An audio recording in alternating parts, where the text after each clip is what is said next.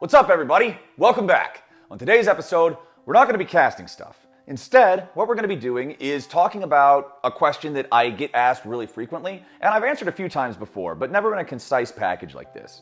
And that is, what are some of my favorite moments that I've casted, that I've been a part of as a pro commentator in League of Legends? So I picked out 3 of my favorite moments, and we're going to be talking about them here today. So let's go ahead and jump into it. First up is going to be the moment that is less of an individual moment than the other ones. It's going to be just the entire series that was DRX versus T1 2022 World Finals. Casting this series, the World Finals of 2022 in North America, had been my goal for so long. I joined the LCS in 2017. The last time that NA hosted Worlds before 2022 was 2016. I had never experienced a Worlds on my home turf before, and I told everybody at Riot, like the year beforehand, the whole year during, this is my goal, this is what I'm aiming for. If I'm ever not on track to get this, you've got to let me know, because this is it. This is what I am going to achieve. And so we got there, I found out that I had the assignment, I was so pumped, and then as we go throughout the tournament, and I learn more and more about, who's looking strong, who's looking not, who's like gonna make the run. I remember back in groups in New York being just like, man, wouldn't it be cool if DRX went on this crazy tear? And they kind of did. And then, we get to quarters, still in New York. I'm like, wouldn't it be crazy if DRX kept going? And they did. And then, Faker and the boys, they're just cleaning clocks. Boom, boom, boom, boom. They're going, man. And so we end up getting all the way to the finals. And it's me, and it's Kobe, and it's Kadril. Kadril accidentally hit me in the head with a steel chair behind the scenes about an hour before we went live for the series. We were supposed to be doing a joke, like cavemen jumping around a phone on the ground like it was a campfire. And we were swinging stuff around. I had a fake sword. Kobe had a 2x4, and Kadril had a chair. But then when Kadril swung it, I moved my head at the wrong time. And I got cranked right upside the head. He apologized profusely, and I definitely don't think that he did it on purpose or anything like that. But looking back, it was really funny, and I'm glad I didn't get brain damage before the series. Because, man, this series was, in my opinion, it is the best competitive League of Legends series of all time, right? It overtakes SKT Rocks 2016 for me. It is so good, so much back and forth. The story's straight out of an anime plotline, man. Like, you have the established hero. T1 is Sephiroth, and DRX is Cloud, who, according to everything you've been told in the story, has no business fighting him. But they've just got this main character energy. They've had this incredible run when you go back and you watch how it went down. And that final game, the Baron steals, man. When we're talking about those Varus arrows flying, and you can just hear Kadril yell, "Holy fuck!"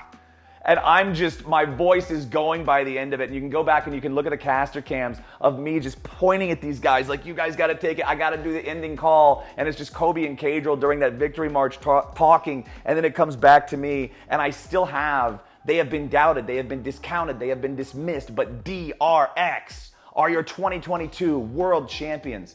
The only calls that I ever prepare ahead of time are ending calls for the end of a series for a finals. Whether it's an LCS final, MSI World Final, whatever. Finals have to have those calls. And for DRX, I specifically remember, I wanted it to have that alliteration, that punchy feeling, doubted, discounted, dismissed, DRX. I wanted it to feel like what I felt their Worlds run was, which was just this scrappy, we're better than you, we don't need narratives, get out of the way style that just knocked everybody on their ass and surprised everyone.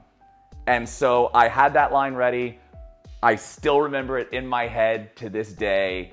And I was so happy to have been a part of that series and that moment in League of Legends history. Moment number 2. This is probably my moment in casting that has been reposted and reshared and revisited more than anything else. It is Worlds quarterfinals 2018, KT versus IG, Game 3. Better known to many as the Base Race. This was a crazy series. Most people looking back now with hindsight consider this to be the real final of that Worlds. It was so close. If it would have been the final, it would have been the best final of all time up until that point, up until 2022 with the one that we just talked about. But man, what an insane series, right? What an absolutely incredible series. We start off with IG up 2-0. Now, the important part to remember is that this is an IG that didn't look great in groups at this tournament. Recall that they were in the group with, I think, wasn't it 100 Thieves and Fnatic and like G-Rex or one of the other teams that I'm not as familiar with. And it was Fnatic that actually got first out of that group. Funny enough, Fnatic got first in the group, IG got second in the group. They would be the two that make it to the finals, and then IG just turbo fist them. Do we have to bleep turbo fist in the YouTube? Nope. Anyway, IG makes it to quarters, and it's not like they have this incredible just rocket engine behind them of like, man, these guys are gonna rip through everybody. No, there were doubts, man. And then they come in here and they smoke KT for a couple of games. And all the KT fans are just going, here we go again. The Arms of the Angel starts playing, Sarah McLachlan's hugging some sad puppies, the KT fans are ready to go home, feeling like KT fans all too often have to feel. And then we get to this insane moment in the third game, and I remember recognizing when it happened. Because you see one team pushing, and you're expecting to see the recalls from the other guys on the other side of the map. They're not recalling. What? The Shy is staying. And I'm like, oh my God, it's a base race. And I took a very deep breath because I knew that I would need one. And then the observers split the screen, and it felt almost like a boss battle. Because now that there was one boss and now there's two. And so you have to try to keep track of everything happening on both screens at the same time as you've got this Fiora split pushing, trying to end the series right there, versus the whole team on KT trying to keep this one alive. And it comes all the way down to the very end. It's like 2 hits. It's either 1 or 2 hits on the Nexus that Fiora had to get that she didn't get, that the Shy had to get. And obviously we know he ends up not doing it. But the thing that I always like to tell people, because people always ask me, the race was so close, how did you know that Fiora wasn't going to win? Because if you go back and listen to the call, I don't mess it up. And I always tell them, I had no idea Fiora was going to win. The whole thing, I call it verbal sleight of hand. All it's doing is making sure that somebody's paying attention over here while the actual thing is right over here, happening right in front of them. And what I mean by that is if you go back and you listen to the call and it's like it's Shy versus Smev in the base. Now somebody's going to be taken very low down to 1/4.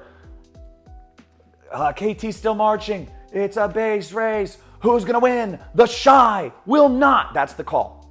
Who's going to win? The Shy will not. But listen to the pacing. Listen to the spacing. Who's going to win? The Shy, there's a half beat there, will not. Because in the moment, I knew I can either flip a coin and get it half wrong or half right, or I take the half-second pause. And in that half-second pause, Fiora either lands her next 2 attacks or the enemy team beats her.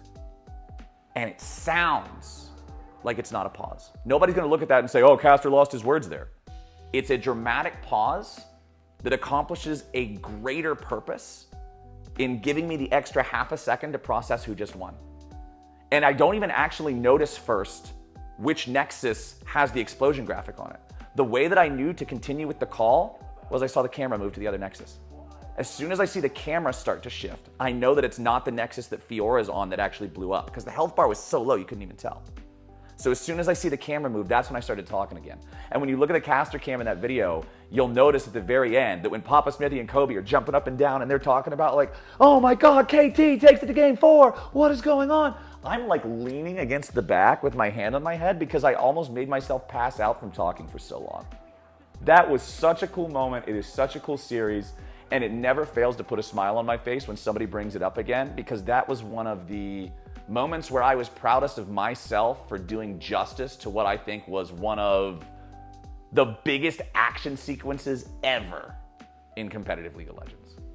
Hell yeah. On to the main event. This is the last one that I have here in my top 3, and this one is the furthest one back chronologically. This is 2017 group stage Worlds.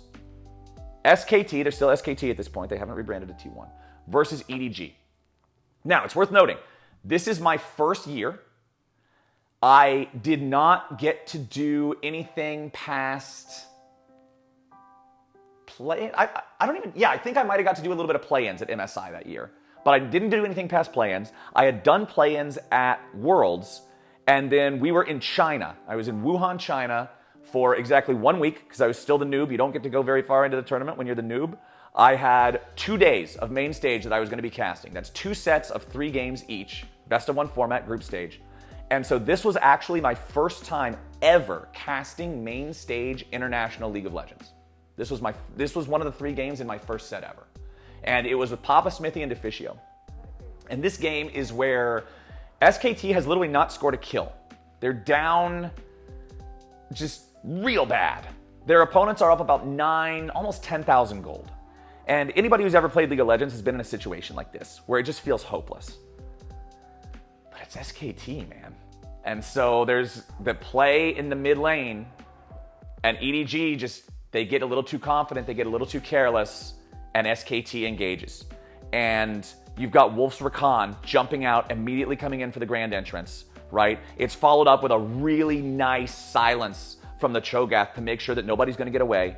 And Faker's Orianna Shockwave, Faker's Orianna ball comes in over top. The call is Faker's Shockwave will find them all, but he actually finds 4. That was in one of our previous videos. You can go back and watch that. That's a fun fact.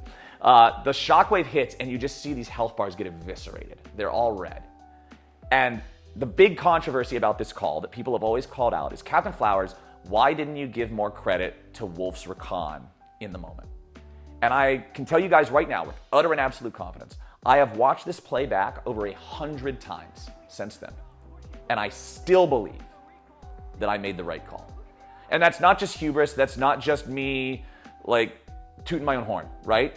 That's the fact that in that split second of a moment, in that snapping gauge, you have time to say exactly one thing with the gravity that I said the Shockwave line. And the reason that I chose the Shockwave is because, like I mentioned earlier, anybody who's been playing League of Legends for a long time has played a game where you're down 9,000 or 10,000 gold. And maybe you get an absolutely insane Jarvan Cataclysm on 4 people, or your Amumu locks up the whole enemy team, right? Or you have a Rakan that manages to just ulti everyone at once. And it doesn't matter, because you're so far behind, you just get smacked right after. As soon as I saw the red on the health bars from the Shockwave, that was my mental, oh shit. This is really happening. These guys really are the main character. And to me, that's what made it real. I think the mistake I made is that later on, as the game continued, the discussions that we had, that's when I should have been praising the rest of the team. That's when I should have been talking about how they set it up so that the whole team could come together that way. But in the moment, it wasn't real until Faker's Orianna ulti hit them with that Shockwave. That was amazing to me.